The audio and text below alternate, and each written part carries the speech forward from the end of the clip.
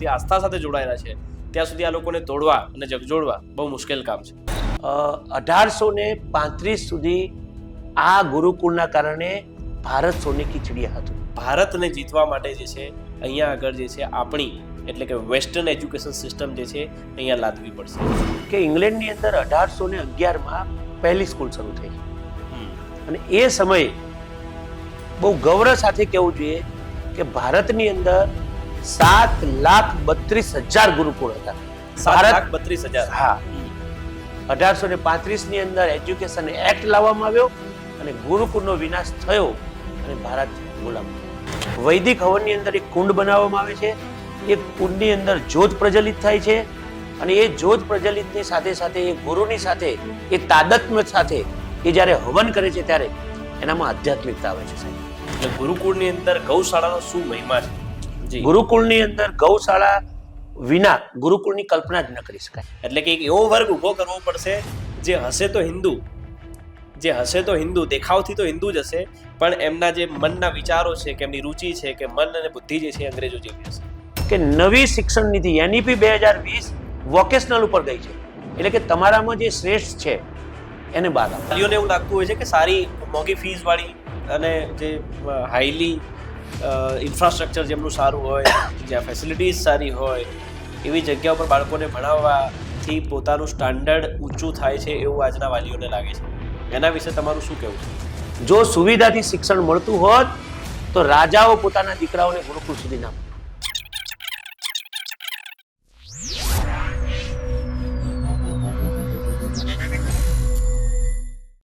સો હાય, hello, નમસ્કાર, જય શ્રી કૃષ્ણ.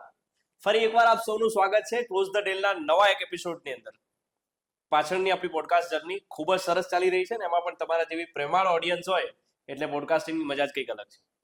મિત્રો, આજનો પોડકાસ્ટ આપણે શરૂ કરીએ પહેલા ચેનલને જે છે સબસ્ક્રાઇબ કરી લેજો, લાઇક કરી લેજો. અને આજનો વિડીયો જે છે એ બહુ જ ઇન્ટરેસ્ટિંગ રહેવાનો છે કેમ કે આજનો જે પોડકાસ્ટ છે એ આપણો છે આપણી જૂની પ્રાચીન શિક્ષણ નીતિ એટલે કે ગુરુકુળ પદ્ધતિ, ગુરુકુળની શિક્ષણ પદ્ધતિ વિશે જે છે આજે આપણે ચર્ચા કરીશું. અને આજના આપણા પોડકાસ્ટના મહેમાન જે છે એક એવા જ ગુરુકુળના આચાર્ય છે જેમની સાથે આજે આપણે ડિટેલમાં ગુરુકુળની વાતોને વાગોડીશું. નવસારીથી 10 કિલોમીટર દૂર પૂર્ણા નદીના કિનારે આવેલું ગુજરાત ગુરુકુળ સભા દ્વારા સંચાલિત મહર્ષિ દયાનંદ સ્મારક ગુરુકુળ સુપા ના આચાર્ય પરેશભાઈ દેસાઈ આજે આપણી સાથે ઉપસ્થિત છે. પરેશભાઈ દેસાઈનો છેલ્લા 17 વર્ષનો શૈક્ષણિક અનુભવ, ગુજરાત વિદ્યાપીઠમાંથી પોતાએ એમફિલ કરેલ છે, અર્થશાસ્ત્રના મુખ્ય શિક્ષક અને આજે ગુરુકુળને એક આચાર્ય તરીકે સંચાલિત કરી રહ્યા છે.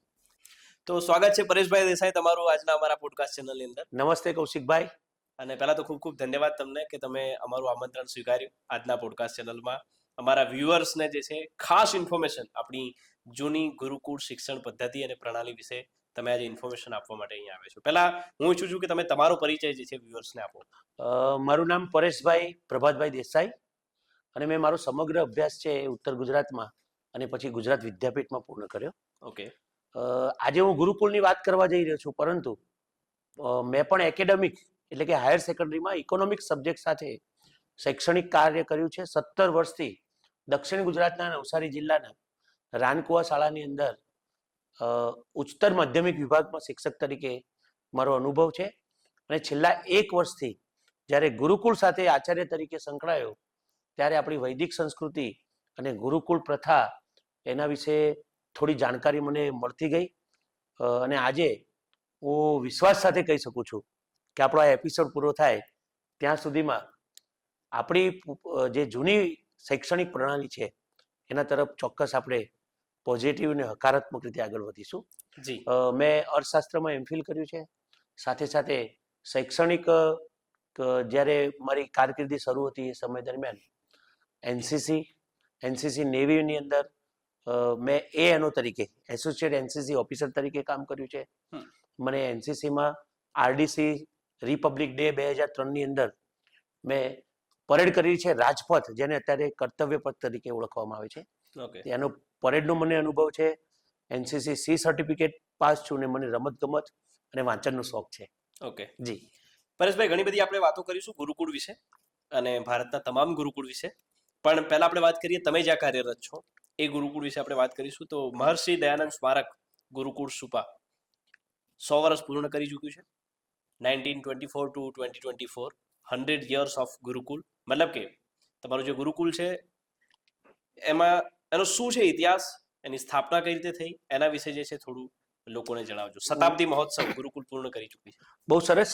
શિક્ષા, સંસ્કૃતિ અને સુરક્ષા આ બધાનું સમન્વય એટલે ગુરુકુળ. ઓકે. નવસારીથી 10 કિલોમીટર પૂર્ણા નદીના કિનારે કુદરતી વાતાવરણની અંદર બરાબર આજથી 100 વર્ષ પહેલા સ્વામી શ્રદ્ધાનંદજી, જે સ્વામી દયાનંદ સરસ્વતીના પટ શિષ્ય છે, તેમણે ઉદ્ઘાટન કર્યું. ગુજરાત ગુરુકુલ સભા એ આ ગુરુકુલનું ટ્રસ્ટ છે. ઓકે. અને એ સમયે આજુબાજુના વિદ્યાર્થીઓને શ્રેષ્ઠ શિક્ષણ મળે અને બરાબર આઝાદી ના રંગે બધા રંગાયેલા હતા. અને એ સમયે 1924માં આ આશ્રમની સ્થાપના થઈ. હું આશ્રમ શબ્દ એટલા માટે કે આ તપોભૂમિ છે, જી. માત્ર એકેડેમિક શિક્ષણ નથી. 1924ની અંદર જે પ્રથમ બેચ છે એ ગુરુકુલનો સ્વામી શ્રદ્ધાનંદ સરસ્વતી ના ઉદ્ઘાટન પછી આ ગુરુકુળ બન્યું. આજુબાજુના પાટીદારો અને ખાસ કરીને સંસ્થાના પદાધિકારીઓ ની મહેનતથી એ સમયે આવડી મોટું આશ્રમ ઊભું થઈ શક્યું અને આજે વટવૃક્ષ થઈને ઊભું છે. ઓકે. ગુરુકુલના 100 વર્ષ પૂર્ણ થયા છે. જાણવા માંગીશું કે ગુરુકુલ જે છે એને આઝાદી પૂર્વનો સમય પણ જોયો છે, એટલે કે ગુલામ ભારત પણ ગુરુકુળે જોયું છે અને આઝાદ ભારત પણ ગુરુકુળે જોયું છે. તો છેલ્લા 6 વર્ષોની અંદર ગુરુકુળની અંદર કયા મહાનુભાવે મુલાકાત લીધેલી છે, એની કોઈ ઘટના હોય એની કોઈ તો તમે શેર કરજો થોડું. બહુ સરસ પ્રશ્ન. સાથે સાથે મારે એ પણ કહેવું જોઈએ કે હું 1 વર્ષથી ગુરુકુળ સુપામાં સંકળાયેલો છું. ઓકે. એ સિવાય અમારા સુરેશભાઈ રત્નાણી છે, આદરણીય મુખ્ય અધિષ્ઠાતા જેમને અમને ગુરુજી કહીએ છીએ, ડોક્ટર ચંદ્રગુપ્તજી છે, અમારા વિવિધ ટ્રસ્ટીઓ જેઓ ગુરુકુળના ઇતિહાસ સાથે સંકળાયેલા છે. પણ આ 1 વર્ષ દરમિયાન મને જે માહિતી મળી અને ગુરુકુળ સાથે મેં જે વાટાઘાટો કરી, જે વાંચન કર્યું, એના પરથી બહુ ગૌરવ જેવી વાત એક હું તમને કહેવા જઈ રહ્યો છું કે આ તપોભૂમિમાં આઝાદીના જ્યારે જે ઢોલ વાગતા હતા ત્યારે ગાંધીજીએ સ્વદેશી શિક્ષણની વાત કરી. ત્યારે ગાંધીજી 12 એપ્રિલ 1925ના દિવસે ગુરુકુળમાં પધાર્યા હતા. એમના શબ્દોમાં જો મારે કહેવું હોય તો એમના જ શબ્દો, આ ગુરુકુળ જોવાની મારી કેટલાક સમયની ધારણા, ઈચ્છા આજે પૂરી થઈ છે. હું ઈશ્વરનો પાડ માનું છું. ગુરુકુળની વૃદ્ધિ થાવ અને તેમાં વિદ્યાદાન લેતા બાળકો સાચા ધર્મ સેવક તેમજ દેશ સેવક થાવ, આવું બાપુ એ વખતે બોલ્યા હતા. સાથે સાથે તમે પ્રશ્ન કર્યો કે આઝાદીના જ્યારે ઘટનાઓ હતી ત્યારે કોણ આવ્યું, તો આ બધા જ મહાનુભાવો. સરદાર વલ્લભભાઈ પટેલ એમ કે છે કે હું મગરૂરથી, હું ખુમારીપૂર્વક કહું છું કે હિન્દુ ધર્મ, રાષ્ટ્રીય કેળવણી અને બ્રહ્મચર્યનો સંગમ એટલે ગુરુકુળ. આવું જો કોઈ સ્થળ તમારે જોવું હોય તો ગુરુકુળ. આ મારા શબ્દો નથી, સરદાર વલ્લભભાઈ પટેલના શબ્દો છે. કનૈયાલાલ મુનશી, જેને પાટણની પ્રભુતા લખી, એમને કહ્યું કે ગુરુકુળ સુપાના જે વાર્ષિક ઉત્સવ છે 14મો, એમાં મને આશીર્વાદ આપવાની જે મને મોકો મળ્યો છે, તો હું બધા સંસ્થાની વિકાસ થાય એવું હું ઈચ્છું છું. આપણે રવિશંકર મહારાજની વાત કરીએ તો એમને તો બહુ સરસ અપીલ કરી છે કે આવી ગુજરાતના ધનિકોને મારી પ્રાર્થના છે કે પોતાના ધનથી આવા ગુરુકુળને મદદ કરે અને સિંચે. આ શબ્દો અમારા રવિશંકર મહારાજે 1938માં બોલ્યા છે.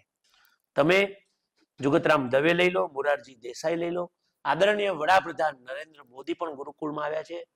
ગુરુકુળની 100 વર્ષની ઉજવણી ગુજરાતના રાજ્યપાલ શ્રી દ્વારા આચાર્ય દેવવ્રતજીએ, કે જેઓ ગુરુકુળના એક અભિન્ન અંગ છે, કારણ કે આચાર્ય દેવવ્રતજીનું જે ગુરુકુળ છે એની સ્થાપના પણ શ્રદ્ધાનંદજીએ કરેલી અને અમારા ગુરુકુળનું ઉદ્ઘાટન પણ સ્વામી શ્રદ્ધાનંદજીએ કરેલું. એટલે આઝાદીના રંગે ગુરુકુળ રંગાયેલું હતું અને ગુરુકુળ અને આઝાદી લગભગ સાથે સાથે ચાલુ હતું. જી. તો જેમ ગુલામ ભારત અને ગુરુકુળની વાત થઈ, તો આપણે એનાથી પણ જે છે થોડા વધારે પાસ્ટમાં જતા રહીએ, અરાઉન્ડ 1935-1936, જ્યારે મેકોલે ભારત આવ્યા અને મેકોલે શિક્ષણ પ્રણાલી બિલકુલ જ્યારે ભારત પર લાદવા માટેની કોશિશ કરવામાં જ્યારે આવી, પણ એની પણ પહેલા જ્યારે ભારત ભ્રમણ કરવા માટે આવ્યા ત્યારે ભારત ભ્રમણ કર્યા પછી, ભારત ઇન્ડિયા વિઝિટ કર્યા પછી જે છે એમને જઈને જ્યારે એમની પાર્લામેન્ટની અંદર રિપોર્ટિંગ આપ્યું કે આટલા મજબૂત દેશને જો આપણે લૂંટવો હોય, કે પછી જો આ દેશ પર જો આપણે રાજ કરવું હોય તો એટલું ઈઝી કામ નથી. કેમ કે ગુરુકુળ શિક્ષણ પ્રણાલી જે છે આ ભારતની અંદર જે છે સૌથી વધારે શું છે અહીંયા ચાલે છે, પ્રચલિત છે.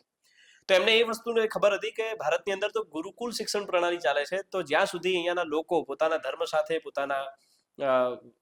પોતાની જે પ્રાચીનતા છે એના સાથે જ્યાં સુધી જોડાયેલા છે, જ્યાં સુધી આસ્થા સાથે જોડાયેલા છે, ત્યાં સુધી આ લોકોને તોડવા અને જગજોડવા બહુ મુશ્કેલ કામ છે. પણ જો એક વખત આપણે આ કામ કરી લઈશું તો આ દેશને ગુલામ બનાવવો બહુ જ સરળ છે. બિલકુલ. એમને એમના શબ્દોની અંદર જે છે એક પત્ર લખેલો એમના પિતાને, અને પત્રના જે લાઇન્સ છે હું તમને વાંચીને સંભળાવીશ કે અંગ્રેજી શિક્ષણ લેનાર હિન્દુ જો ધર્મ પ્રત્યે સાચી નિષ્ઠા રાખી નહીં શકે અને જો આપણી શિક્ષણ પદ્ધતિ અપનાવશે તો 30 વર્ષ પછી એકે મૂર્તિ પૂજક બનશે નહીં. આ શબ્દો હતા મેકોલેના, જેમને એમના પિતાને પત્ર લખેલો કે ભારતને જીતવા માટે જે છે અહીંયા આગળ જે છે આપણી એટલે કે વેસ્ટર્ન એજ્યુકેશન સિસ્ટમ જે છે અહીંયા લાદવી પડશે. એટલે કે એક એવો વર્ગ ઊભો કરવો પડશે જે હશે તો હિન્દુ,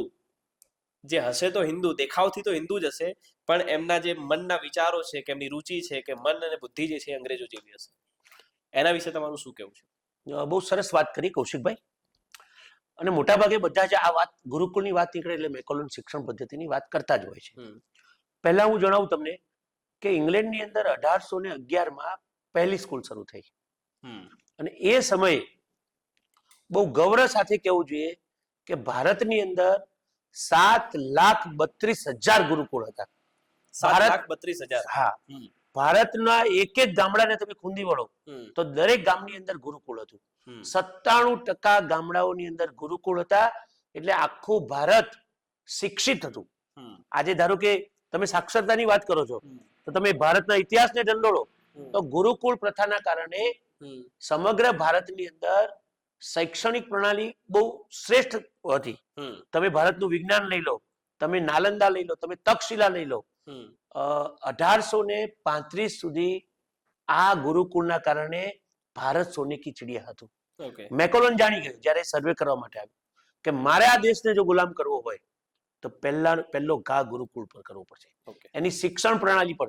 અહીંયા હું ખાસ નોંધું કે માત્ર તમે જે વાત કરી કે એના પિતાને એને પત્ર લખ્યો, માત્ર હિન્દુ નહીં, અહીંયા દરેક ધર્મના લોકો ખૂબ શાંતિપ્રિય રીતે રહેતા હતા. બિન સાંપ્રદાયિક દેશ છે આપણો, ખૂબ શાંતિથી બધા રહેતા હતા. દરેક ધર્મ ઉપર એમને પ્રહાર કર્યો કે માત્ર હિન્દુ ધર્મ ગુરુકુળ હિન્દુ ધર્મને પ્રોત્સાહન આપે છે અને હિન્દુ ધર્મનું શૈક્ષણિક ને આધ્યાત્મિક જ્ઞાન આપે છે. સાથે સાથે મુસ્લિમ ધર્મ હોય, અન્ય કોઈ પણ ધર્મ હોય, એ બધા ઉપર મેકોલન શિક્ષણ પદ્ધતિ લાગુ કરવામાં આવી અને આપણા ગુરુકુળોનો નાશ થયો. સંસ્કૃત ભાષાને એમને વખોડી 1835ની અંદર એજ્યુકેશન એક્ટ લાવવામાં આવ્યો અને ગુરુકુળનો વિનાશ થયો અને ભારત ગુલામ બન્યો. એટલે મારું અંગત મંતવ્ય એવું છે કે મેકોલન શિક્ષણ પદ્ધતિએ તમને એક સ્માર્ટ ટાઈ અને સૂટ પહેરેલા ગુલામ ઉભા કર્યા.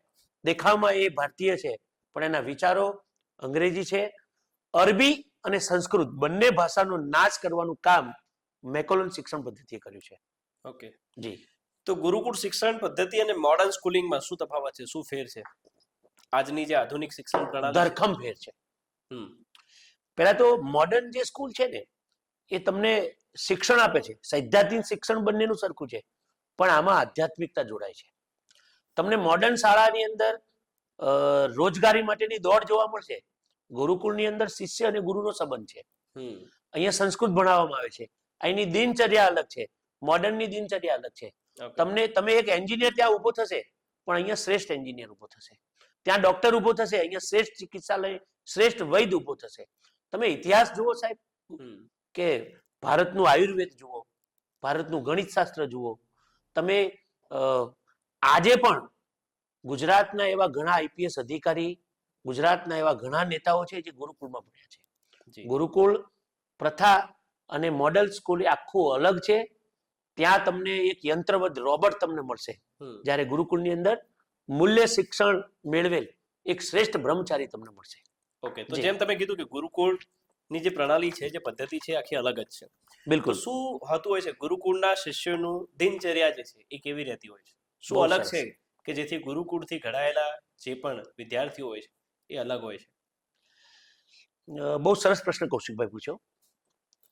મોડર્ન સ્કૂલ અને ગુરુકુળ બંનેની દિનચર્યામાં જમીન આસમાનનો ફેર છે.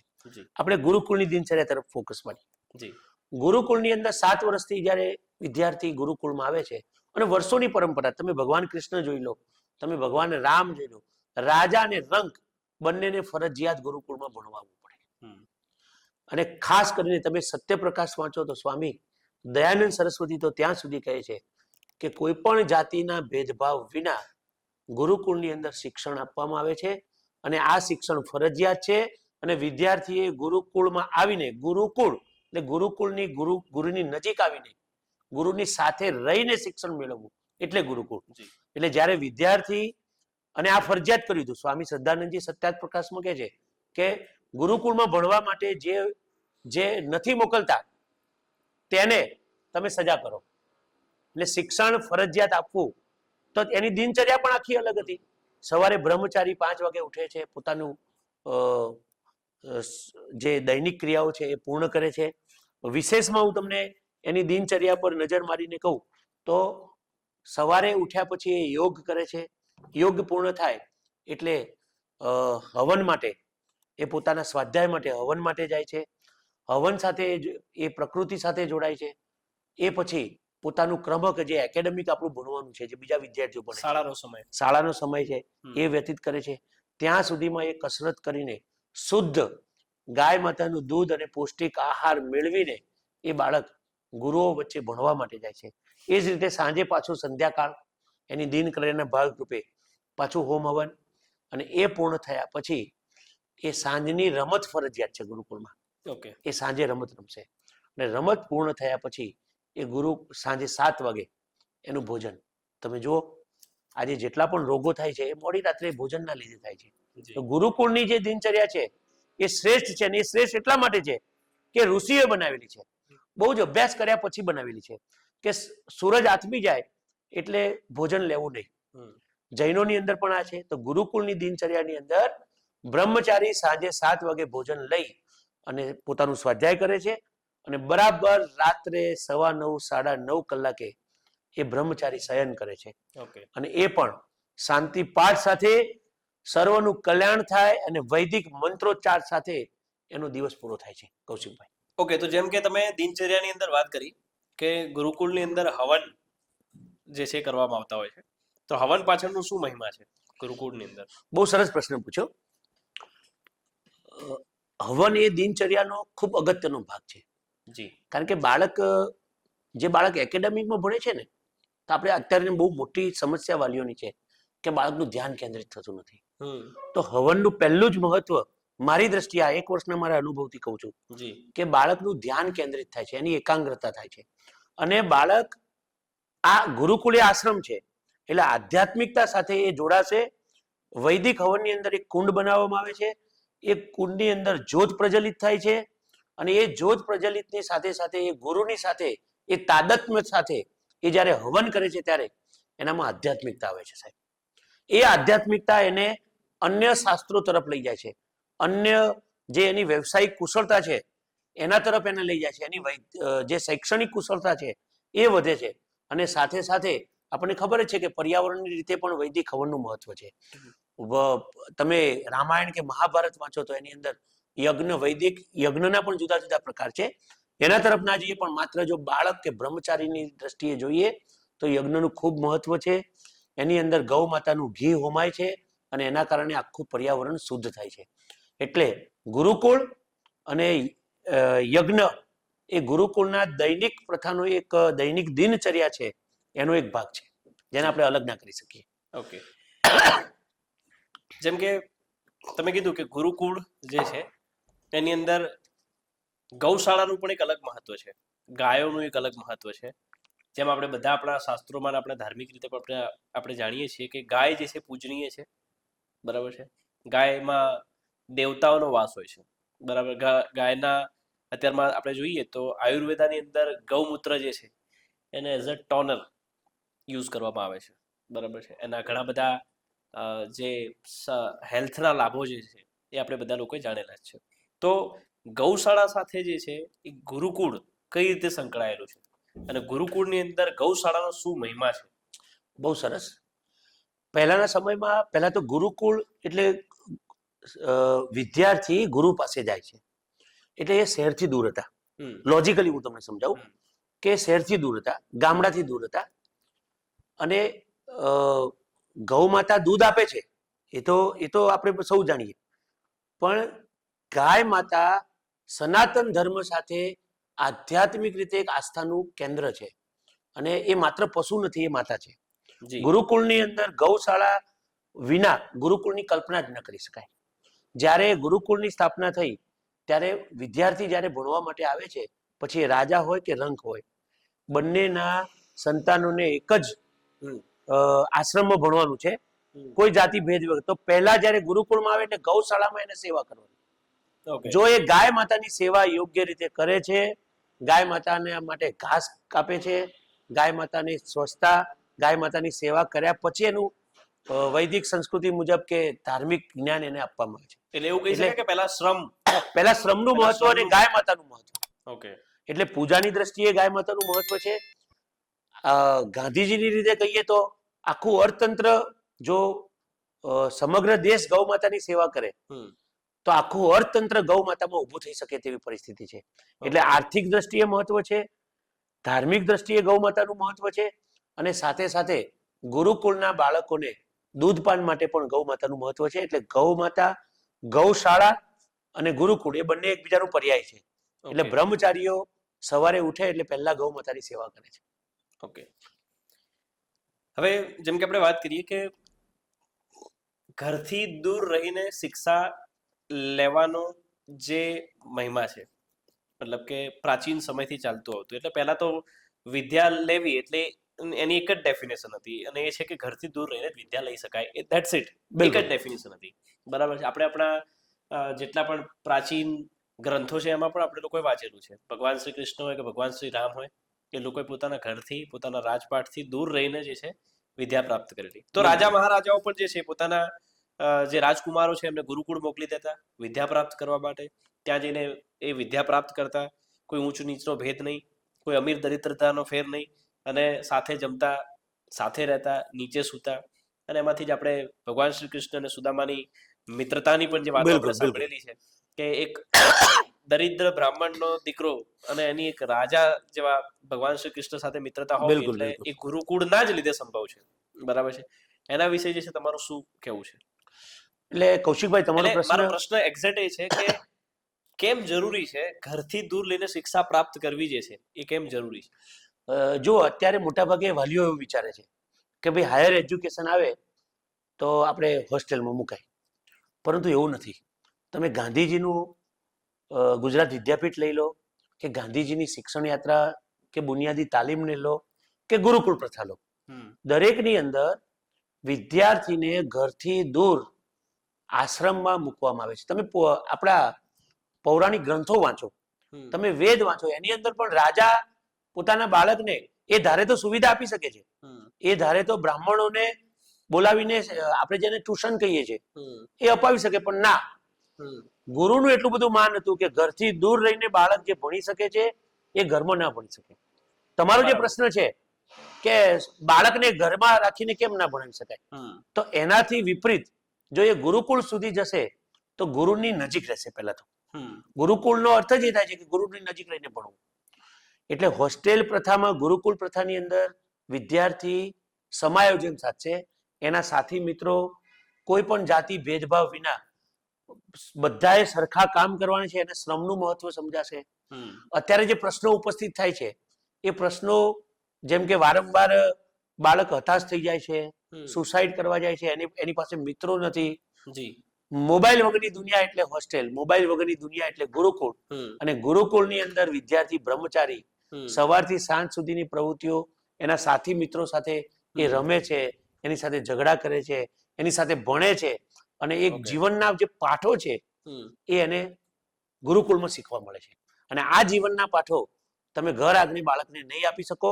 સાંજે બાળક 5 વાગે જ્યારે શાળામાંથી છૂટીને ઘરે આવે છે એટલે એ સાથે સાથે ફળિયાના પોતાના ઘરના પ્રશ્નોથી વિચલિત થાય છે, એનું ભણવામાં ધ્યાન રહેતું નથી. જ્યારે ગુરુકુળ અને હોસ્ટેલ એ વિદ્યાર્થીને ભણવામાં એનું ધ્યાન કેન્દ્રિત થશે, કારણ કે સવારથી સાંજ સુધી એને ખબર છે કે મારે માત્ર શિક્ષણ મેળવવાનું છે. એટલે કૌશિકભાઈ, હોસ્ટેલ અને ગુરુકુળ તો ફરજિયાત હોવું જોઈએ. ઓકે, પરેશભાઈ, જેમ કે ગુરુકુળની જ્યારે પણ આપણને કલ્પના પણ થાય ને ત્યારે વિચાર આવે કે ગુરુકુળ એટલે જનોઈ પહેરવી, જનોઈ ધારણ કરવી, ધોતી પહેરવી, અને જેમ તમે કીધું એ દિનચર્યા, એ આખી દિનચર્યાને ફોલો કરવી. પણ મારો સવાલ એ છે કે અત્યારના અત્યાધુનિક સમયમાં શું આજે પણ ગુરુકુળો એ જ રીતે ચાલી રહ્યા છે, કે પણ સાથે આજની જે અત્યાધુનિક શિક્ષણની જેટલી પણ ટેકનોલોજીસ છે એને પણ ગુરુકુળ અપનાવી રહ્યું છે? બિલકુલ. મોટાભાગે ગુરુકુળ એટલે આપણે એવું સમજીએ ને આપણે એવી કલ્પના આવે કે ભાઈ ગુરુકુળ એટલે હોમ હવન થતા હશે, ગૌશાળા હોય, ધોતી પહેરેલા બ્રહ્મચારીઓ હોય, ધોતી પહેરીને આચાર્ય ભણાવતા હશે. સનાતન હિન્દુ સંસ્કૃતિ તો જાળવી જ છે, પણ હું હક સાથે કહી શકું કે તમે એક અત્યાધુનિક મોડેલ સ્કૂલની અંદર જે સુવિધા જોવા ન મળે એ આજના આધુનિક ગુરુકુળની અંદર જોવા મળે છે. તમે પતંજલિ રામદેવ બાબાનું ગુરુકુળ લઈ લો, તમે કાંગડીની અંદર જાઓ, તમે કુરુક્ષેત્રની અંદર જાઓ, નાલંદા અને તક્ષશિલા જે આપણા પૌરાણિક ગુરુકુળ હતા એ ગુરુકુળની મર્યાદાને જાળવીને અત્યાધુનિક ગુરુકુળ અત્યારે તમને જોવા મળશે. એટલે મારો જે કહેવાનો અર્થ છે કે ગુરુકુળનો વિદ્યાર્થી ધોતી પહેરીને એ યજ્ઞ પણ કરે છે અને ફાંકડું અંગ્રેજી પણ બોલી શકે છે, આજનું ગણિત પણ ભણે છે ને વૈદિક ગણિત પણ ભણે છે. એટલે ગુરુકુળ પ્રથા છે ને જે મોડર્નની અંદર જે કમી છે, જે ખોટ છે એ એને પૂરું કરે છે. એટલે સનાતન શૈક્ષણિક ધર્મ સાથે, આધ્યાત્મિક ધર્મ સાથે અત્યંત આધુનિક એટલે કે ગુરુકુળના વિદ્યાર્થી પાસે યજ્ઞની સામગ્રી પણ છે અને એક હાથમાં લેપટોપ પણ છે. મારો કહેવાનો જે અર્થ છે એની પાસે યજ્ઞ સામગ્રી પણ છે કે હવનમાં એને જે કામ કરવાનું છે એ પણ એ કરે છે, સંસ્કૃતની રૂચાઓ પણ એ બોલે છે અને અંગ્રેજી કવિતાઓ પણ એને આવડે છે, ગુજરાતી કાવ્યો પણ એને આવડે છે. અને એકેડેમિક શિક્ષણમાં પણ તમે નજર નાખશો તો ગુરુકુળના વિદ્યાર્થીઓ આજે પણ શ્રેષ્ઠ સાબિત થયા છે. આપણા રાજ્યપાલ, ગુજરાતના રાજ્યપાલ એનું એક જીવંત ઉદાહરણ છે. એટલે આધુનિક અત્યારના ગુરુકુળ આધુનિક બની રહ્યા છે. નવી સરકાર પણ એ ઈચ્છી રહી છે કે ગુરુકુળ તરફ પાછા વળો.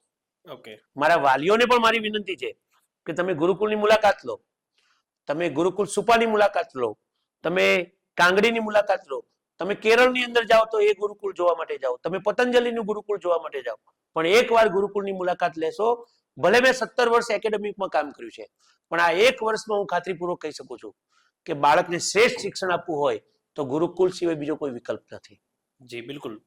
પરેશભાઈ, જેમ કે આજના સમયની વાત કરીએ તો અત્યારના સમયમાં મોબાઈલના જે વધારે પડતા વપરાશના લીધે જે છે બાળકોની અંદર જે ફિઝિકલ ફિટનેસ હોય છે એની ક્ષતિ જોવા મળતી હોય છે, અને જે શારીરિક શ્રમ હોય છે એ પણ જે છે શાળાઓની અંદર પણ જે છે એ ઓછું થઈ રહ્યું છે. આજકાલ મોટા શહેરોની વાત કરીએ તો સ્ક્વેર ફૂટ ને સ્ક્વેર યાર્ડ્સ પર જ્યાં જમીન ને જગ્યાઓના ભાવ ચાલી રહ્યા હોય ત્યાં આગળ બાળકોને શાળાઓની અંદર ગ્રાઉન્ડ્સ આપવા, it's a tough game really. તો એ વિષય જે છે ગુરુકુળ એમાં કેટલું કે કઈ હદ સુધી ગુરુકુળ જે છે એની અંદર કેટલું સક્સેસ છે? મારો એક વર્ષનો અનુભવ એવું કહે છે મોટાભાગના એવા બાળકોને મૂકવામાં આવે છે જેને મોબાઈલ મેનિયા થઈ ગયું છે, મોબાઈલથી લત લાગેલી છે. ગુરુકુળ પહેલા તો મોબાઈલ વગરની દુનિયા.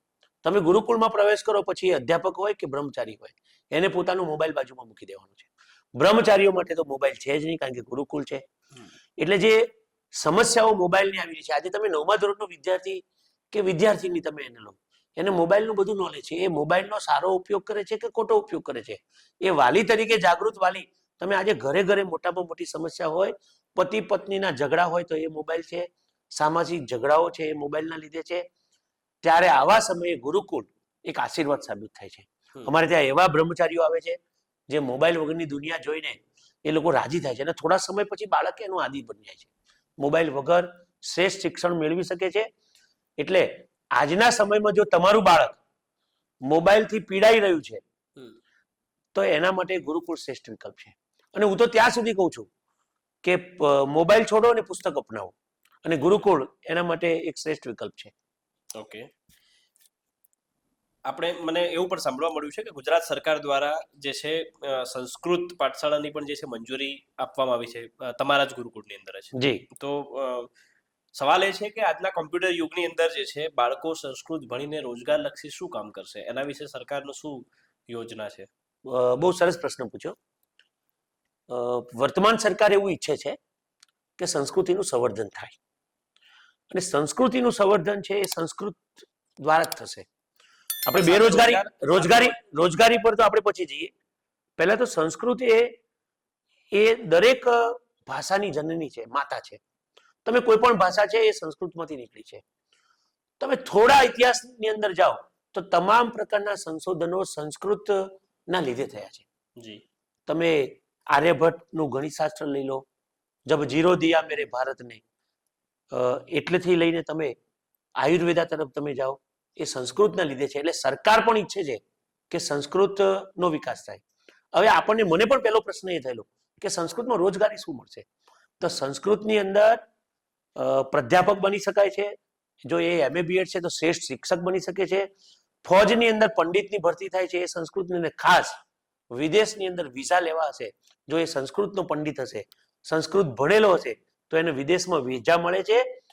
આવનારો સમય તમે જોજો, અત્યારે હું આ બોલી રહ્યો છું, 2024નું વર્ષ ચાલે છે. સંસ્કૃત ભણાવવા માટે લાઈનો લાગશે. અને એ સમયે આવી ગુજરાત સરકાર દ્વારા ચાલુ થયેલી આવી સંસ્કૃત પાઠશાળાઓ એ શ્રેષ્ઠ સાબિત થશે. એટલે સંસ્કૃત આજે નહીં તો કાલે ભણવું જ પડશે. અને ખાસ મૂલ્યલક્ષી શિક્ષણ આપે છે. ધારો કે એકેડેમિક ભણેલો કોઈ વિદ્યાર્થી છે અને સંસ્કૃત ભણેલો પંડિત છે, એ બંનેમાં એ સૌથી મોટો ફરક એ છે કે પેલો એક શ્રેષ્ઠ માનવ બનાવે છે. એટલે સંસ્કૃત સાથે રોજગારીના ઘણા બધા વિકલ્પો છે. તમે જ્યારે એનું સર્ચ કરશો ત્યારે તમને ખ્યાલ આવશે કે સંસ્કૃત સાથે આટલી બધી રોજગારી પણ સંકળાયેલી છે.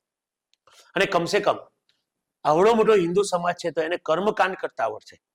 એટલે સંસ્કૃતમાં ઘણી બધી રોજગારી છે. Okay ji. New national education policy NEP જે છે જી. એ શું છે અને એનો ગુરુકુળ સાથે શું મેળ છે, જરા એ સમજાવજો. પણ એના પહેલા જો વાત કરીએ તો કે 34 વર્ષે 2020ની અંદર જે છે NEP એટલે કે ન્યૂ એજ્યુકેશન પોલિસી જે છે એ ફરીથી લાવવામાં આવી અને એને અપડેટ કરવામાં આવી.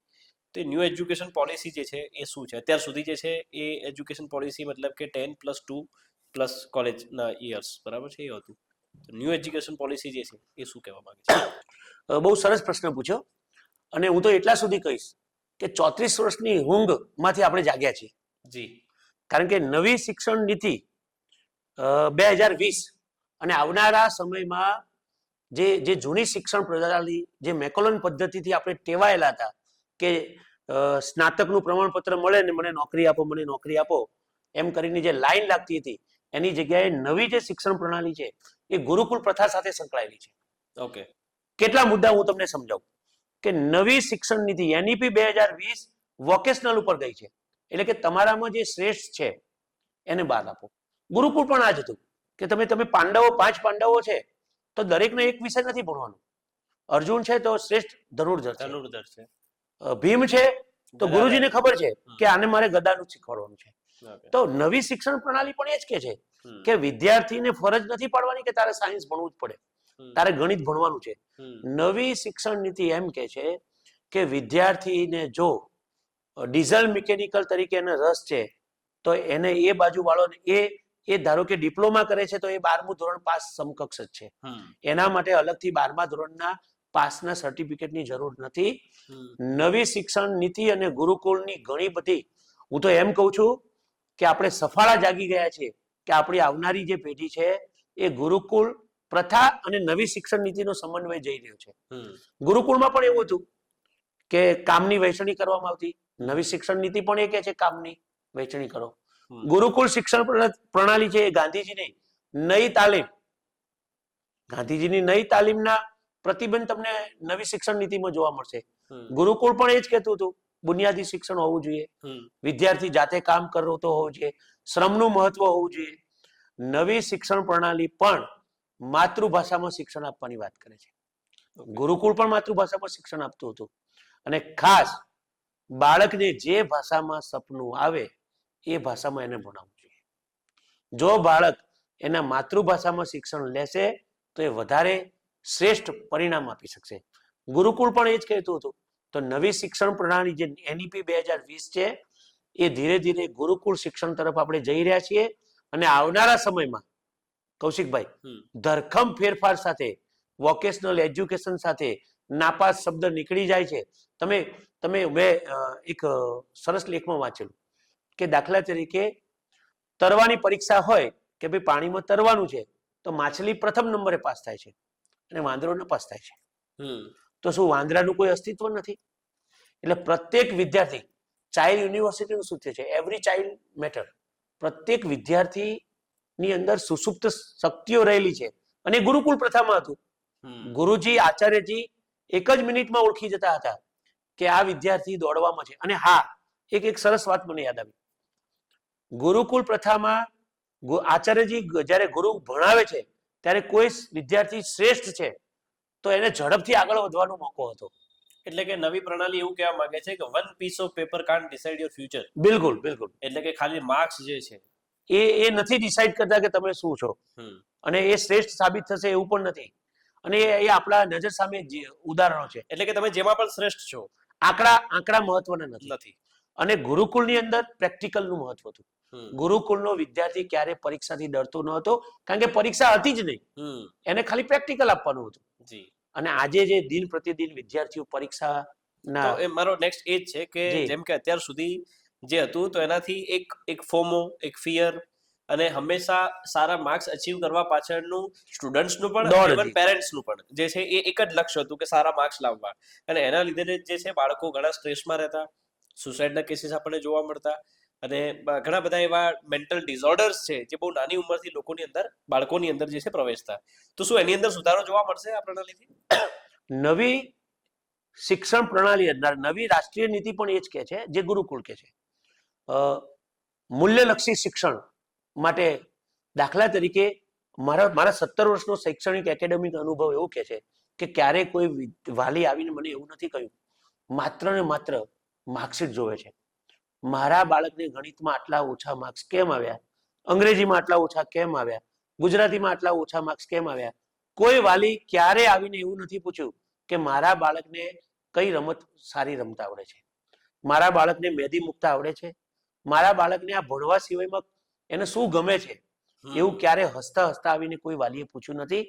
જ્યારે જે દોડના સ્પર્ધાઓની અંદર જેમ પેલા ઘોડાઓને મૂકી દેવામાં આવે છે એમ બાળકોને મૂક્યા છે, ત્યારે નવી શિક્ષણ નીતિ બહુ જ મોટો ધરખમ ફેરફાર સાથે આવી રહી છે અને એનો અમલ પણ થઈ રહ્યો છે.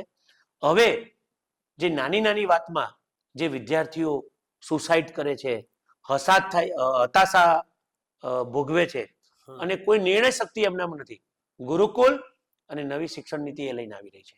એ વિદ્યાર્થી ક્યારે નિરાશ થશે નહીં. તમે મૂલ્યોની વાત કરી. જી. there was an article I was reading about the Japan. જાપાનના લોકો જે છે ખૂબ જ લોયલ હોય છે, પ્રામાણિક હોય છે પોતાના કામથી, પોતાના દેશથી. અને આ બધી જ વસ્તુ જે તમે વાત કરી, મૂલ્યો, ધ વેલ્યુઝ, બરાબર છે, એમના જે ભણતરનો પાયો હોય ત્યારથી જ જે છે વસ્તુ નાખવામાં આવે. અને તમે આજે શિક્ષણ પ્રણાલીની વાત કરી કે જે વ્યક્તિ જેમાં પણ શ્રેષ્ઠ છે એ જ એની યોગ્યતા નક્કી કરે છે, બરાબર છે. સો શું એનાથી મતલબ કે આ જે બાળપણનો જે ઘડતરનો પાયો છે, શું એનાથી દેશ વિકાસની અંદર પણ ફાયદા થઈ શકે છે જ્યારે બાળક મોટું થઈને કંઈક મોટી પોસ્ટ પર લીડ કરવા જાય છે ત્યારે? બિલકુલ બિલકુલ. બહુ જ સરસ કૌશિકભાઈ, બહુ જ સરસ પ્રશ્ન પૂછ્યો. આ આખા એપિસોડનો જે હાર્દ છે ને એ આ પ્રશ્ન છે. મારો જવાબ બહુ શાંતિથી સાંભળજો તમે. જી. આજે પુલ ઘટના બને છે કે કોઈ પુલ પડી ગયો તો આપણે તરત પ્રશ્ન પૂછીએ કે ભાઈ કઈ એન્જિનિયરની ભૂલ છે, આપણે તરત શોધીએ કે ભાઈ નેતાની ભૂલ છે, દોષ કોને આપવો. જી. હમણાં જે ખ્યાતિ હોસ્પિટલ વાળો બનાવ બન્યા છે, આપણે તરત કહીએ કે ભાઈ ડોક્ટરે આ કર્યું. મોરબી પુલ કાંડ કોઈ બી ઘટના હોય કે કોઈ પણ હોય, હું છાતી ઠોકીને કહી શકું કે ક્યાંક ને ક્યાંક શિક્ષણ પ્રથાના કારણે આ વસ્તુ બની છે. કોઈ શિક્ષક એ ડોક્ટરને એવું ના ભણાઈ શકે તું શ્રેષ્ઠ ડોક્ટર બનજે. કોઈ શિક્ષક વર્ગખંડમાં ક્યાંક ઊણો ઉતર્યો કે ભાઈ તું શ્રેષ્ઠ એન્જિનિયર બનજે. અને આ મૂલ્યલક્ષી શિક્ષણનો હાર્દ થયો ને તો સ્વાભાવિક વસ્તુ છે કે ગુરુકુળ શિક્ષણ પ્રણાલી છે એ બાળકના હૃદય સુધી પહોંચે છે. કદાચ એની પાસે 2 પૈસા ઓછા હશે પણ એ શ્રેષ્ઠ ડોક્ટર હશે, શ્રેષ્ઠ એન્જિનિયર હશે, શ્રેષ્ઠ વ્યક્તિ હશે. એટલે કે એકેડેમિક એજ્યુકેશનની સાથે જે છે વેલ્યુ બહુ જ મહત્વ છે. મૂલ્યલક્ષી શિક્ષણ વગર એ બધી ડિગ્રીઓ છે એ ધૂળ ખાય છે. તમે રસ્તામાં જાઓ છો અને અકસ્માત થાય છે અને તમારાથી બ્રેક લાગતી નથી, તમે જોવા માટે પણ ઊભા નથી રહેતા, તો તમે પીએચડી કરેલું છે તો એનો કોઈ અર્થ નથી. અને ગુરુકુળ એ શીખવે છે કે મારા બધા કામ બાજુમાં મૂકીને હું એને મદદ કરું. તો માનવતા એ શ્રેષ્ઠ છે. અને આજે જાપાન કેમ વખણાય છે? એની પ્રમાણિકતાને લીધે વખણાય છે. જ્યારે શિક્ષણની અંદર સડો પેદો છે, એનું જે વેપારીકરણ થઈ રહ્યું છે એ અટકી જશે. હા, એ અટકી જશે અને મૂલ્યલક્ષી શિક્ષણ આપવામાં આવશે. ગુરુકુળ તરફ પાછા વળીશું, નવી શિક્ષણ નીતિ તરફ પાછા વળીશું, ત્યારે ઓટોમેટિક એમાં સુધારો આવશે. અને હું તો એટલા સુધી કહું છું કે તમને ગણિત ઓછું આવડશે તો ચાલશે, તમને વિજ્ઞાન ઓછું આવડતું હશે ચાલશે, તમે કહેવાતા નાપાસ થશો તો પણ ચાલશે, પણ તમે શ્રેષ્ઠ માનવ નહીં બનો ત્યાં સુધી ક્યારેય દેશ આગળ આવવાનું નથી. અને આ દેશ તો જ આગળ આવે જ્યારે આપણા મહાપુરુષોનું વાંચન તમે કરો. ગાંધીજી કહેતા કે ગામડા તરફ પાછા વળો, એમ હું છાતી ઠોકીને કહું છું કે ગુરુકુળ તરફ પાછા વળો, નાલંદા તરફ પાછા વળો, તક્ષશિલા તરફ પાછા વળો, પતંજલિ તરફ પાછા વળો અને ફરી તમે જુઓ કે ફરી ભારત સોને કી ચિડિયા બનશે.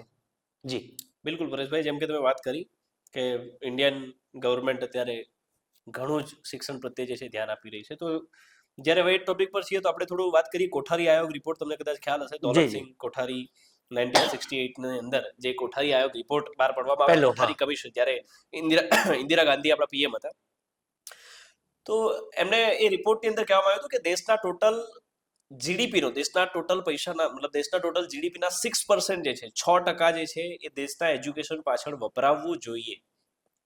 મતલબ કે દેશની જે પણ જીડીપી છે એનો 6% ભાગ જે છે એ દેશના એજ્યુકેશન પાછળ વપરાવવું જોઈએ. અને જો એ થાય તો ઘણો બધો બદલાવ જે છે એ આવી શકે છે. બિલકુલ. પણ ત્યારથી લઈને સિન્સ 1968 થી લઈને આજની તારીખ સુધી વાત કરી લઈએ, we are still reached at maximum 4.64. 2020-21 નું તમે જો શૈક્ષણિકની તમે વાત કરો તો એ છે 4.64, એટલે કે 4.64% જ જે છે જીડીપી નો શિક્ષણ પાછળ ખર્ચ થાય છે. નો ડાઉટ ગવર્મેન્ટ બહુ સારા પ્રયાસો કરી રહી છે શિક્ષણ પાછળ. તમારું શું કેવું છે એના વિશે? બહુ સરસ વાત કરી. કોઠારી સમિતિથી લઈને અત્યારે નવી એનઈપી 2020 સુધી તમે જાઓ તો એ વખતથી પણ ભલામણ હતી કે કુલ રાષ્ટ્રીય આવકના 6% હિસ્સો શિક્ષણ પાછળ વપરાવો જોઈએ, સંરક્ષણ પાછળ વપરાય છે, અન્ય પણ શિક્ષણમાં 6% વપરાવો જોઈએ. એ છેલ્લા અહેવાલ મુજબ છે આપણે તો 4.64% સુધી આપણે પહોંચ્યા છીએ. પણ સાથે સાથે એ તો ચોક્કસપણે છે કે વધારે પૈસો જ્યારે શિક્ષણ પાછળ ખર્ચ કરવામાં આવે તો એ માનવ મૂડી રોકાણ કહેવાય. શ્રેષ્ઠ માનવ બનાવવા હોય તો એ માનવ મૂડી રોકાણ છે. એટલે એ તો સીધી વાત છે કે શિક્ષણમાં વધારે રોકાણ કરવામાં આવશે તો દેશનો વિકાસ થવાનો જ છે. અને સરકારના આ પ્રયાસો છે. આવનારા સમયમાં શિક્ષણ પાછળ તમે જે કોઠારી સમિતિની ભલામણ હતી એમ 6% સુધી ચોક્કસ સરકારના પ્રયત્નો છે. હું માનું ત્યાં સુધી કે આ તરફ સરકાર જઈ રહી છે. પણ સાથે સાથે લોક ભાગીદારી પણ એટલી જ મહત્વની છે. આવા ગુરુકુળને સિંચન થવું જોઈએ. જેની પાસે પૈસા છે, જે અમીરો છે, જે ધનાઢ્ય છે, એમની પ્રથમ ફરજ બને છે કે શિક્ષણ પાછળ ખર્ચ કરે. અને આવા શાળાઓની અંદર આવી ગ્રાન્ટેડ શાળાઓ, સરકારી શાળાઓ છે, એમાં જો લોક ભાગીદારી વધે તો શિક્ષણનું વેપારીકરણ ઓછું થશે અને શ્રેષ્ઠ બ્રહ્મચારીઓ, શ્રેષ્ઠ વિદ્યાર્થીઓ બહાર આવશે. તમે ગ્રાન્ટેડ શાળાઓની અને વેપારીકરણની વાત કરી તો આપણે થોડું એ વિષય પર પણ આવીએ કે બિલકુલ શિક્ષણમાં જે પ્રકારે વેપારીકરણ વધી રહ્યું છે તો વાલીઓને આજે એવું લાગે છે કે મોંઘી ફીસ લેતી શાળાઓમાં બાળકને ભણાવવું એટલે કે આપણે આપણા બાળકને સારું એજ્યુકેશન પૂરું પાડી રહ્યા છીએ, કે પછી વાલીઓને એવું લાગતું હોય છે કે સારી મોંઘી ફીસ વાળી અને જે હાઈલી ઇન્ફ્રાસ્ટ્રક્ચર જેમનું સારું હોય, જ્યાં ફેસિલિટીઝ સારી હોય એવી જગ્યા ઉપર બાળકોને ભણાવવાથી પોતાનું સ્ટાન્ડર્ડ ઊંચું થાય છે એવું આજના વાલીઓને લાગે છે.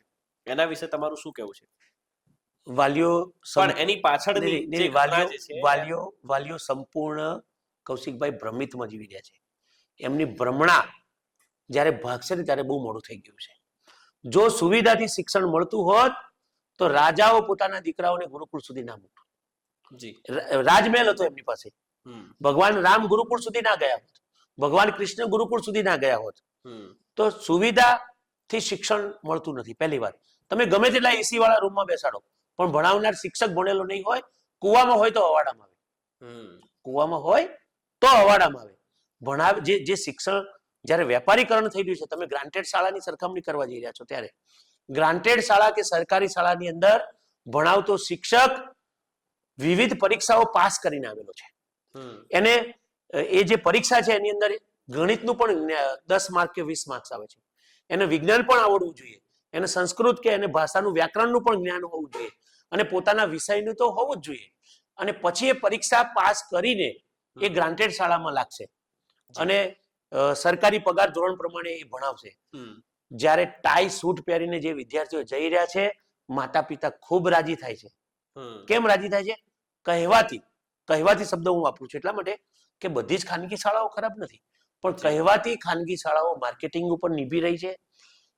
તેઓ વિદ્યાર્થીઓને ટાઈ સૂટ પહેરાવીને એમને જે ભણાવવામાં જે ભલે ઇન્ફ્રાસ્ટ્રક્ચર સરકારી શાળાઓનું નાજુક હશે, પણ ગ્રાન્ટેડ શાળાનું ઇન્ફ્રાસ્ટ્રક્ચર નાજુક હશે, પણ આજે પણ સમાજની અંદર તમે નજર નાખજો, સારામાં સારા શ્રેષ્ઠ ડોક્ટરો, સારામાં સારા એન્જિનિયરો, સારામાં સારા વકીલો સરકારી શાળા અને ગ્રાન્ટેડ શાળાએ આપેલા છે. કેમ કે એમને મળતું જે શિક્ષણ છે એ શ્રેષ્ઠ છે. સરકારી શાળાના કે ગ્રાન્ટેડ શાળાના શિક્ષકને વારંવાર તાલીમ આપવામાં આવે છે, જુદી જુદી કર્મયોગી તાલીમ આપવામાં આવે છે, પોતાના વિષયને ધારદાર ભણાવે એના માટેની તાલીમ આપવામાં આવે છે. ક્યાંક થોડી સુવિધા ઓછી હશે, પણ આજે પણ શ્રેષ્ઠ શિક્ષણ હું ગર્વપૂર્વક કહી શકું કે મારી દીકરી પણ આ રીતે ભણી રહી છે. મારો પરિવાર છે એ ગ્રાન્ટેડ અને સરકારી શાળામાં ભણ્યો છે. તમે સારા લેખકો લઈ લો તો એ બધા સરકારી શાળામાં ભણેલા છે. ક્યાંક શિક્ષણનું વેપારીકરણ થયું છે ને વાલીઓ ભ્રમિત છે. આ જે લાઈન છે તમે જે કીધી એના પર હું આવું છું કે વાલીઓએ એ વિષય જે છે મગજમાંથી કાઢી નાખવો જોઈએ કે સરકારી શાળામાં ભણાવવું બાળકને એટલે તમે નીચા બતાવી રહ્યા છો ખુદને, એવું કંઈ જ નથી. ના બિલકુલ નહીં. હું પાછું એક વિશેષ તમારે અનુભવ કરવો હોય તો ખાનગી શાળાની અંદર છેલ્લામાં છેલ્લો જે વિદ્યાર્થી છે એને 85% કે 90% આપેલા હોય છે. વાલી રાજી માર્કશીટ જોઈ ખુશ થઈ ગયો. તમે જુઓ આખા ક્લાસની અંદર એક પણ નબળો વિદ્યાર્થી હોય જ નહીં, એવું તો શક્ય જ નથી. એ વાલીને ભ્રમિતમાં રાખે છે અને પછી એ 10મા ધોરણમાં આવે, 12મા ધોરણમાં આવે અને બોર્ડની એક્ઝામમાં આવે ત્યારે સાચું રિઝલ્ટ આવે છે અને ત્યારે બહુ મોડું થઈ ગયું હોય છે. અને પછી એ વિદ્યાર્થીની શાળાની જરૂર નથી. તમે ખાનગી શાળાના સંચાલકોનો અભ્યાસ કરજો. શાળાઓ છે એને શિક્ષણની હાટડીઓ બનાવી દીધી છે. કોચિંગ ક્લાસના નામે મોટા મોટા વેપારીકરણ થઈ રહ્યું છે અને સરકાર આ દિશામાં હવે ચોક્કસ કામ કરવા જઈ રહી છે. એટલે હું ફરી કહું છું કે વિદ્યાર્થીને હંમેશા સરકારી કે ગ્રાન્ટેડ શાળામાં ભણાવવો જોઈએ. આજે પણ પરિણામની દ્રષ્ટિએ પણ તમે જોઈ લો, તમે જવાહરલાલ નવોદય વિદ્યાલયને તમે જુઓ તો એની અંદર પણ છેવાડાના બાળકો આવે છે. એટલે ગામડા તરફ પાછા વળો, સરકારી શાળા તરફ પાછા વળો, ગ્રાન્ટેડ શાળાઓ તરફ પાછા વળો અને ગુરુકુળ તરફ પાછા વળો. વાવ, વન્ડરફુલ. જી, બહુ ખૂબ જ જે છે ઇન્ટરેસ્ટિંગ રીતે આપણો પોડકાસ્ટ ચાલી રહ્યો છે ને તમે, મને એવું લાગે છે કે મારા સવાલો પછી તમારું જવાબ આપવાનું જે એક્સાઇટમેન્ટ છે ધેટ ઇઝ ટ્રુલી હાઈ પરેશભાઈ. એ એટલા માટે છે કે વારંવાર હું જ્યારે બોર્ડ જોઉં છું મોટા જેમાં જે અને ખાસ એમાં તમે નોંધો ચશ્મા પહેરેલા બાળકો છે. તમે શારીરિક હેલ્થની વાત કરો ને, સરકારી શાળાની અંદર ને ખાનગી શાળામાં ચશ્મા પહેરેલા બાળકો, એના પર દબાણ છે, એને લેસનનું દબાણ છે, એને એની મમ્મી પાસે સંગીતના ક્લાસમાં મૂકે છે. અને જો આ શ્રેષ્ઠ શિક્ષણ છે, જો ગુરુકુળની અંદર શું છે, તમે જો આજે બી વિદ્યાર્થી સ્કૂલમાં ભણે પાછો ટ્યુશન જાય છે, આજનો વિદ્યાર્થી કોલેજ કરે છે પાછો સ્કિલના અલગ બેચ રહે, જ્યારે ગુરુકુળમાં એ નથી. ગુરુકુળની અંદર બધું જ જ્ઞાન એક જ જગ્યાએ મળે છે. એટલે મને ગુસ્સો એ વાતનો છે કે એટલી હદે માર્કેટિંગ કરવામાં આવ્યું છે કે, અને હું એવું માનું છું કે સરકારી શાળાના શિક્ષકો અને ગ્રાન્ટેડ શાળાના શિક્ષકો પોતાની શાળા શ્રેષ્ઠ છે ને એ માટે માર્કેટિંગ તરફ વળવું જોઈએ અને બતાવવું જોઈએ કે અમે બી શ્રેષ્ઠ છીએ. એટલે ગુસ્સો એ વાતનો છે. જી, ઓકે. નેક્સ્ટ છે કે પરેશભાઈ, આજના સમયમાં વિદેશ જવાની એક દોડ ચાલી રહી છે. બિલકુલ. દુનિયાની તમામ સંસ્કૃતિઓને માંથી સૌથી જૂની સંસ્કૃતિ આપણી ભારતીય સંસ્કૃતિ છે. દુનિયાને અર્થશાસ્ત્ર ભારતે આપ્યું, દુનિયાને અંકશાસ્ત્ર ગણિતશાસ્ત્ર ભારતે આપ્યું. બિલકુલ બરાબર છે. આર્યભટ્ટે 0 આપ્યા. જબ 0 દિયા મેરે ભારત ને મેરે ભારત ને દુનિયા કો તબ ગિનતી આઈ. બરાબર છે. અને આજે આપણું જે યુથ જે છે એ બહાર જવા તરફ કે બહાર જઈને સારું એજ્યુકેશન લેવા તરફ કે પછી રોજગાર માટે પણ બહાર તરફ એક આંધળી દોટ મૂકી રહ્યું છે. એના વિશે તમારું શું કહેવું છે? એના વિશે હું તમને ઇતિહાસ તરફ પાછો લઈ જાઉં. જેમ તમે અત્યારે મને પ્રશ્ન કરો છો ને કે વિદ્યાર્થીઓ વિદેશ તરફ જઈ રહ્યા છે, તક્ષશિલા અને નાલંદાની અંદર વિદેશી વિદ્યાર્થીઓ ભણવા માટે ભારતમાં આવતા હતા. આપણા આચાર્યો, આપણા પ્રચાર્યો એટલા બધા વિદ્વાન હતા કે તમને નાલંદાના જે વિદ્યાર્થીઓ છે વિદેશના હતા, વિશ્વવિદ્યાલય હતું. બરાબર. આપણે અત્યારે એ પરિસ્થિતિમાં આવ્યા છીએ કે આપણી દોડ માત્ર આર્થિક દોડ છે કે ભાઈ સારામાં સારું ઘર, સારામાં સારી ટીવી, સારામાં સારું ફેસિલિટી, શ્રેષ્ઠ કાર અને શ્રેષ્ઠ જીવન જીવવું હોય તો વિદેશ તરફ જવું જોઈએ. એટલે જે દોડ કે ભાઈ અને પાછા કેનેડા જતા હોય કે વિદેશમાં ભણવા જતા હોય એના ફોટા આપણે મૂકીએ છીએ સોશિયલ મીડિયા પર કે ભાઈ અમે અહીંયા મારા બાળકને અહીંયા ભણવા માટે મૂકીએ છીએ. પણ હવે નવી શિક્ષણ નીતિમાં ટૂંક સમયમાં ભારતનું શિક્ષણ અને ગુરુકુળનું શિક્ષણ એટલું શ્રેષ્ઠ તરફ જઈ રહ્યું છે કે વિદ્યાર્થીઓને બહાર ભણવા માટે જવું જ નહીં પડે. અને જે રોજગારલક્ષી શિક્ષણ છે એ તરફ, વોકેશનલ તરફ આપણે જઈ રહ્યા છીએ. એટલે મારું અંગત માનવું છે કે વિદેશ તરફનું જે ઝોક છે એ ધીરે ધીરે ઘટશે અને ભારતમાં જ એટલી બધી રોજગારી તરફ જઈશું કે શ્રેષ્ઠ શિક્ષણ માટે બહાર જવાની જરૂર નહીં પડે. ઓકે. મૂળ રોજગારી માટે જઈ રહ્યા છે વિદ્યાર્થીઓ અને શ્રેષ્ઠ લાઈફસ્ટાઈલ માટે જઈ રહ્યા છે. કહેવાતી લાઈફસ્ટાઈલ, કહેવાતી શબ્દ એટલા માટે કહું છું કે લાઈફસ્ટાઈલ અને કહેવાતી લાઈફસ્ટાઈલમાં બહુ ફેર છે. કારણ કે વિદ્યાપીઠની અંદર કે ગુરુકુળનો જે સાદું જીવન જીવતો બ્રહ્મચારી છે ને એની એ જીવન ધોરણ એનું શ્રેષ્ઠ જ છે. પણ જે દેખાદેખી કે ભાઈ આટલી આઈફોન હોવો જ જોઈએ, standard A value social media through કંપનીઓ એ વેલ્યુ નક્કી કરાવે કે મારે કયા બૂટ પહેરવા જોઈએ, મારે કયા કપડાં પહેરવા જોઈએ. એ તમારા મગજની અંદર દેખાદેખી એ લોકો એટલી હદે એ લેવલ ઉપર લઈ ગયા કે ભાઈ મોબાઈલ એટલે આઈફોન. અને એટલે જે કહેવાતું જીવન ધોરણ છે એ જીવવાની દોડ છે એ તરફ લોકો જઈ રહ્યા છે. અને ગુરુકુળની અંદર એ દોડ નથી. ગુરુકુળનો બ્રહ્મચારી તમને શાંત જોવા મળશે, ગુરુકુળનો ગુરુ આચાર્ય પણ તમને શાંત જોવા મળશે. એને બ્લડ પ્રેશર નથી, એને સુગર નથી. અને આ સુગર અને બ્લડ પ્રેશર છે ને એ કહેવાતી લાઈફસ્ટાઈલ લાવે છે. ઓકે, તો પરેશભાઈ ખૂબ જ ઇન્ટરેસ્ટિંગ પોડકાસ્ટ અને બહુ જ કહેવાય ને વેલ્યુએબલ, મૂલ્યલક્ષી પોડકાસ્ટ છે આપણો આજનો રહ્યો છે. જી જી. એક લાઈનની અંદર વ્યુઅર્સને મેસેજ આપવા માંગતા હો, સ્ટુડન્ટ્સને, વાલીઓને, પેરેન્ટ્સને, એક લાઈનની અંદર મેસેજ તમે શું આપશો? જો મારે એક જ લીટીમાં કહેવું હોય વાલીઓને, વિદ્યાર્થીઓને કે શિક્ષણ પ્રણાલીને, જો મારે એક જ લીટીમાં કહેવું હોય તો મારે મને એવું કહેવું ગમશે કે જે શ્રેષ્ઠ માનવ તૈયાર કરે છે એનું નામ શિક્ષણ. શ્રેષ્ઠ માનવ તૈયાર કરે તેનું નામ શિક્ષણ. પછી એની પાસે કોઈ પણ પ્રકારની ડિગ્રી નહીં હોય તો ચાલશે. જી. ઓકે, વાલીઓની સ્ટુડન્ટ પ્રત્યે અપેક્ષાઓ, એના વિશે તમારે કંઈક કહેવું હોય તો શું કહેશો? દરેક વાલી વિદ્યાર્થી પ્રત્યે અપેક્ષાઓ વધારે પડતી રાખે છે. વધારે પડતી એટલે કે સાયકોલોજીકલ, જે પોતાના સપના પોતે પૂરા નથી કર્યો એ વિદ્યાર્થી પર. એટલે મારો એક અંગત મંતવ્ય છે કે વિદ્યાર્થીને રસ અને રુચિ જે છે એ તરફ એને વાળવો જોઈએ.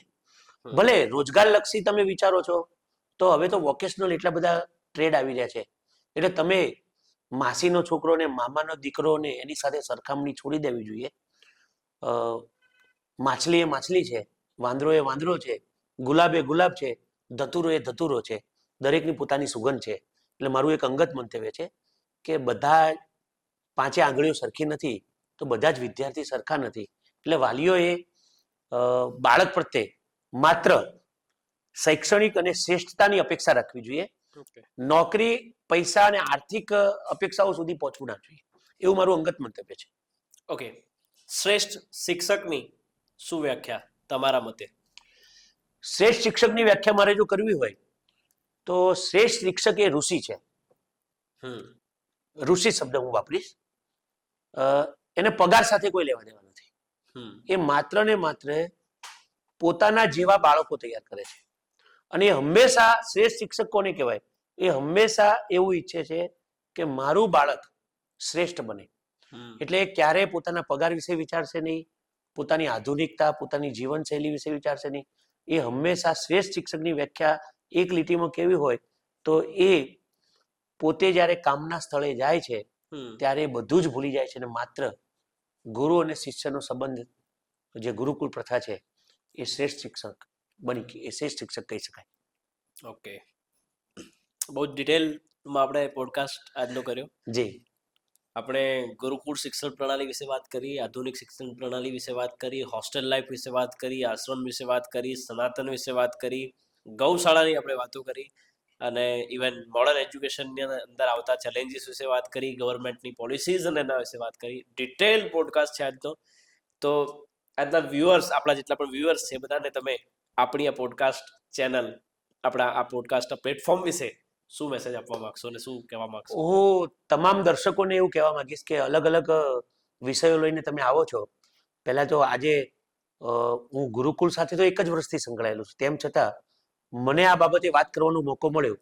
હું હજારો વિદ્યાર્થીઓને, હજારો વાલીઓ સુધી આ સંદેશો પહોંચાડવા માંગુ છું કે તમારું બાળક જ્યાં ભણી રહ્યું છે એ શાળાની એકવાર તપાસ કરજો, એની નોટબુક એકવાર ચેક કરજો, એ શિક્ષકો સાથે વાર્તાલાપ કરજો, અને એ જગ્યા પર તમે વારંવાર જજો. તમારું બાળક મોબાઈલમાં શું જોઈ રહ્યું છે એની એક નજર રાખજો. અને ક્યાંક હું વિનંતી કરું કે તમારે ગુરુકુળ જોવું હોય તો નવસારીથી 10 કિલોમીટર મહર્ષિ દયાનંદ સ્મારક ગુરુકુળ જોવા માટે તમે આવો. અને ખાસ તમારી જે આ પ્લેટફોર્મ છે એમાં અલગ અલગ વિષયો આવે છે, એટલે હું બધાને વિનંતી કરું છું, મારા વિદ્યાર્થીઓને પણ હું વિનંતી કરું છું કે આ ચોક્કસ આ ચેનલને સબસ્ક્રાઇબ કરજો અને ચોક્કસ આજના મુદ્દાઓ વિશે વાત કરજો. ક્યાંક મારી પણ આ વાર્તાલાપમાં ભૂલ હોઈ શકે, ક્યાંક હું પણ ખોટો હોઈ શકું, પણ હું જે જાણું છું અને મને જે વિશ્વાસ છે, 17 વર્ષનો મારો શૈક્ષણિક અનુભવ, કે શ્રેષ્ઠ માનવ તૈયાર કરવો હોય તો બેક ટુ નેચર, જેમ જાપાન કહે છે એમ back to gurukul. Okay, thank you. Wow, wonderful. Thank you so much Pareshbhai. Thank ખૂબ જ ઇન્ટરેસ્ટિંગ પોડકાસ્ટ જે છે આપણો રહ્યો. ખૂબ ખૂબ ધન્યવાદ તમારો. નમસ્તે. And also thank you so much to all the viewers. ખૂબ ખૂબ આભાર તમારો કે આજના પોડકાસ્ટને જે છે તમે ડિટેલની અંદર જોયો, જાણ્યો અને સમજ્યા. આ ચેનલને સબસ્ક્રાઇબ કરવાનું ભૂલતા નહીં. આ વિડીયો, આજનો પોડકાસ્ટ જે છે તમને પણ હેલ્પફુલ બન્યો હશે, તમારા ઘણા મિત્રોને પણ હેલ્પફુલ બની શકે છે, ઘણા વાલીઓને, ઘણા પેરેન્ટ્સને, ઘણા સ્ટુડન્ટ્સને હેલ્પફુલ બની શકે છે. પ્રાચીન શિક્ષણ પદ્ધતિ વિશે પાછા વળવું જોઈએ. જેમ પરેશભાઈએ કીધું કે બેક ટુ ગુરુકુલ, આપણી સંસ્કૃતિ, આપણો વારસો જે છે એના તરફ પાછું વળવું જોઈએ. ફરીથી મળીશું આવનાર કોઈ આવા જ એક ધમાકેદાર પોડકાસ્ટની અંદર. ત્યાં સુધી જય હિન્દ, જય Bharat. Thank you so much.